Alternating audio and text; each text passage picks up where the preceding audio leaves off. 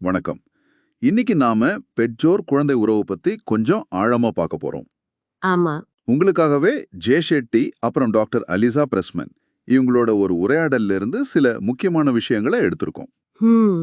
நோக்கம் என்னன்னா, எப்படி நல்ல மனிதர்களை வளர்க்கறதுன்னு சில நடைமுறை டிப்ஸ் கொடுக்கணும். குறிப்பா இணைப்பு, அப்புறம் ஒழுக்கம், தன்னம்பிக்கை இதுல கவனம் செலுத்தலாம். ஆமா. டாக்டர் பிரஸ்மனோட கருத்துக்கள் ரொம்ப பிராக்டிக்கலா இருக்கு. முக்கியமா பெத்தவங்க அவங்களோட சொந்த அனுபவங்கள்ல இருந்து எப்படி கத்துக்கிட்டு குழந்தைங்களோட ஒரு வலுவான உறவை உருவாக்க முடியும்னு சொல்றாங்க.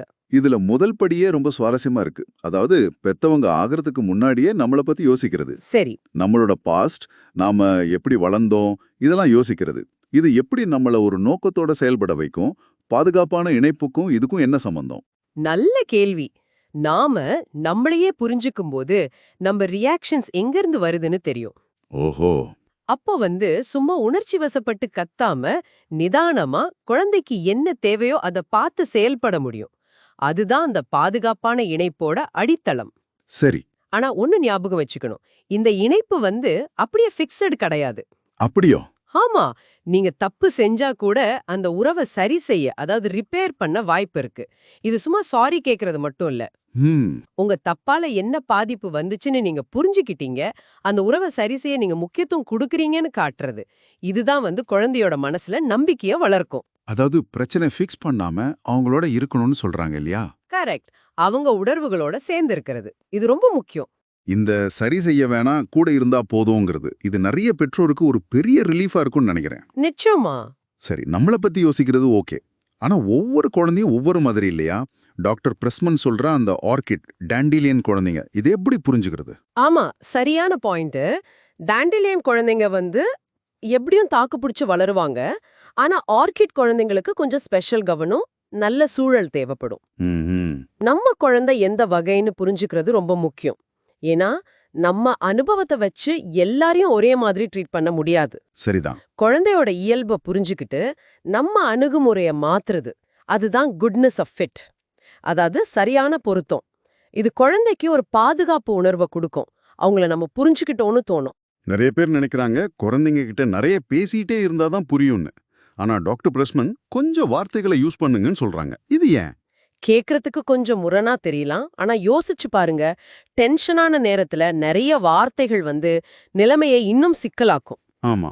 சின்ன குழந்தைங்களுக்கு நம்மளோட அமைதியான பாடி லாங்குவேஜ், ஒரு அணைப்பு, நம்மளோட இருப்பு, இதுவே போதும். நிறைய பேசும். டீனேஜ் பசங்களுக்கு எப்படின்னா, தேவைப்படும்போது பக்கத்துல இருக்கிறது, ஆனா ரொம்ப நச்சரிக்காம அவங்களுக்கு ஸ்பேஸ் கொடுக்கறது. அந்த பூனை அணுகுமுறைன்னு சொல்றாங்கல்ல, அது மாதிரி. பூனை அணுகுமுறையா? இன்ட்ரெஸ்டிங். ஆமா. இங்கதான் அந்த நர்வஸ் சிஸ்டம் கோ ரெகுலேஷன் வருது. அதாவது உங்க அமைதியான நிலை குழந்தையோட பதட்டமான நரம்பு மண்டலத்தை அமைதிப்படுத்த ஹெல்ப் பண்ணும். நீங்க அமைதியா இருந்தா அந்த அமைதி அவங்களுக்கும் பரவும். கேக்கு நல்லா இருக்குன்னு. ஆனா நடைமுறையில எல்லா உணர்ச்சியும் ஏத்துக்கிட்டு அதே நேரம் நடத்தையில உறுதியா இருக்கிறது கொஞ்சம் கஷ்டமாச்சே. ஒழுக்கத்தை எப்படி பாக்குறது? கண்டிப்பா இது சவால் தான். ஆனா பிரஸ்மனோட பார்வையில ஒழுக்கம்ங்கிறது தண்டனை இல்ல, அது கத்து கொடுக்கறது. டீச்சிங் மாதிரி. ஆமா. எல்லா உணர்வுகளும் ஓகே, ஆனா எல்லா நடத்தைகளும் ஓகே இல்ல. இந்த மன்றம் ரொம்ப முக்கியம். குழந்தை கோபப்படலாம், ஏமாந்து போலாம். அத நாம ஏத்துக்கணும். நீ கோபமா இருக்கிறது புரியுது, ஆனா நாம வச்ச எல்லைகள் உதவிடத்துக்கு அடுத்தவங்கள அடிக்க கூடாதுங்கிறதுல உறுதியா நிக்கணும். அந்த எல்லைகள் முக்கியம். ஆமா.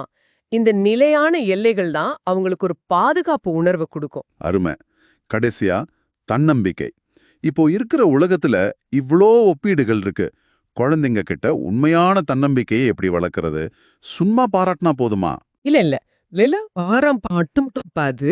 டாக்டர் பிரஸ்மன் சொல்ற மாதிரி திறமைதான் உண்மையான தன்னம்பிக்கைக்கு வழிவகுக்கும். திறமையா? எப்படி? குழந்தைங்க சின்ன சின்ன விஷயங்களை கத்துக்க நாம உதவணும்.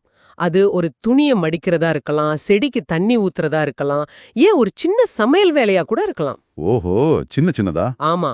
ஒரு வேலையை அவங்களா செஞ்சு முடிக்கும் போது ஒரு ஃபீல் வரும் பாருங்க, என்னால முடியும்னு. அதுதான் தன்னம்பிக்கையை வளர்க்கும்.